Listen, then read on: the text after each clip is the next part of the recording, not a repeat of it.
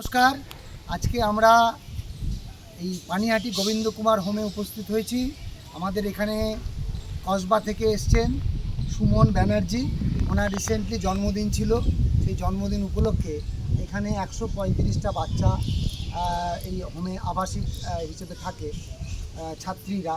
তো তাদের জন্য দুপুরবেলা ভোজনের ব্যবস্থা করা হয়েছিল এবং আমরা লক্ষ্য ফাউন্ডেশন থেকে আমরা একসাথে পরিবেশন করে এটা একটা আলাদা আমাদের অনুভূতি হলো। এর আগেও গত বছরও ওনার জন্মদিন আমরা পালন করেছিলাম, সেটা আরিয়াদহের একটা হোমে। আর আজকে আমরা গোবিন্দ কুমার হোমে এখানে এই অনুষ্ঠানটা জন্মদিনের উপলক্ষে যে বাচ্চাদেরকে খাওয়ানো হলো, এটা আমাদের কাছে খুবই ভালো লাগলো। এবং আগামী দিনে যারা এই ভিডিওটা দেখছেন তাদের কাছে আমাদের অনুরোধ, আপনাদেরও জন্মদিনটা একটু অন্যরকমভাবে পালন করার জন্য আপনারা আপনাদের জন্মদিনটাকে এইভাবে যদি পালন করেন তাহলে সমাজের জন্য আমরা যে কিছুটা দায়বদ্ধ থাকি তা আমাদের সেই দায়বদ্ধতা আমাদের তার মাধ্যমে আমরা কিছু এইটা আমরা পূরণ করতে পারবো।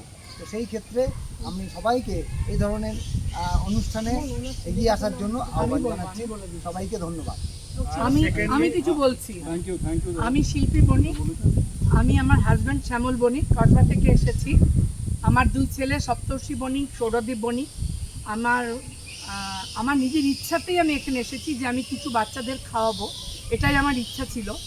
তো সেই জন্য 100 জন বাচ্চাকে আমি খাওয়ানোর আজকে মনস্থ করেছি এখানে এবং তাদেরকে খাইয়েছি। তাদেরকে খাইয়ে আমি ভীষণ তৃপ্ত হয়েছি। এদের যে ব্যবস্থাপনা সব কিছু ভীষণই সুন্দর এবং বাচ্চাদের যে থাকার ব্যবস্থা, পড়াশোনার ব্যবস্থা সব কিছুই বেশ ভালো লেগেছে। আর এই যে খাওয়াটাও সুন্দরভাবে যারা অর্গানাইজ করেছেন তারাও সুন্দর খাবারের ব্যবস্থা করেছেন। আর বাচ্চারাও খুব মন শান্তি করে খেয়েছে এবং আমরাও তাতে ভীষণ খুশি হয়েছি। আর আগামীতেও যদি আমাদের সম্ভব হয় নিশ্চয়ই আমরা আসবো। আমাদের যে কোনো অনুষ্ঠানই হতে হবে এমন কোনো মানে নেই। আজকে আমি আমার নিজের ইচ্ছাতেই এখানে এসেছি। আমার মন হয়েছে যে আমি কোনো কিছু বাচ্চাদের খাওয়াবো, সেই ভেবেই আমি এখানে এসেছি।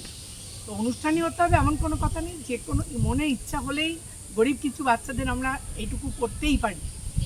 নমস্কার, সবাই ভালো থাকবে। আমি কিছু বলতে চাই। আমি প্রথম কথা, কাকিমা যেটা বললেন সেটা সব থেকে ভালো কথা। কোনো অনুষ্ঠানের দরকার নেই বা কোনো মানে প্রোগ্রামের দরকার নেই, কোনো কিছু পূজা আচার হলে দরকার নেই। এটা আমরা যেহেতু সমাজের প্রতি দায়বদ্ধ, তাই আমাদেরও সমাজের প্রতি কিছু রেসপন্সিবিলিটিস থাকে বা কিছু আমাদের দায়বদ্ধতা থেকে যায়। শুধু এই যে জন্মদিন, এই যে বিবাহ বার্ষিকী, এই যে বিবাহ হচ্ছে, সেখানে যেহেতু আমরা খাওয়াচ্ছি বা টাকা নষ্ট করছি, বা সেটাও টাকা নষ্ট করছি না, সেটাও এক ধরনের সেলিব্রেশন বা সেটাও এন্টারটেইনমেন্ট। কিন্তু সেটার থেকেও বড় সেলিব্রেশন হলো আজকে যেটা এখানে হলো, বা এরকম যারা করে।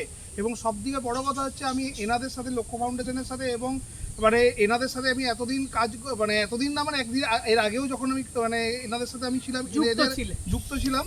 এনাদের প্রতিটি মানে সদস্য এবং এনাদের প্রতিটি এত ভালো এবং এত এরা মানে সহযোগিতাপূর্ণ,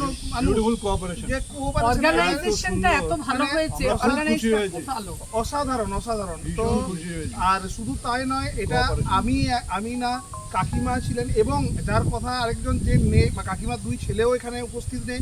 আর অ্যাকচুয়ালি আমার ওয়াইফ, সেও উপস্থিত নেই। তা মানে সেই সুচরিতা, মানে আমার ওয়াইফের নাম হচ্ছে সুচরিতা। সেই সুচরিতা আজকে বাচ্চাদের জন্য ওই খাতা থেকে শুরু করে পেন, এই খাতা পেনের কনসেপ্টটা কিন্তু ওরই। যখন খাওয়া দাওয়া হলো তখন বললো ছোট বাচ্চা, তাহলে আমরা কেন দিতে পারি না যে খাতা পেনটা? অন্তত তারাও তো পড়াশুনোর সাথে যুক্ত যেহেতু আছে, সে শুনেছে, সে বললাম আমরা এটা দিতেই পারি, কারণ এটা দেওয়া দরকার।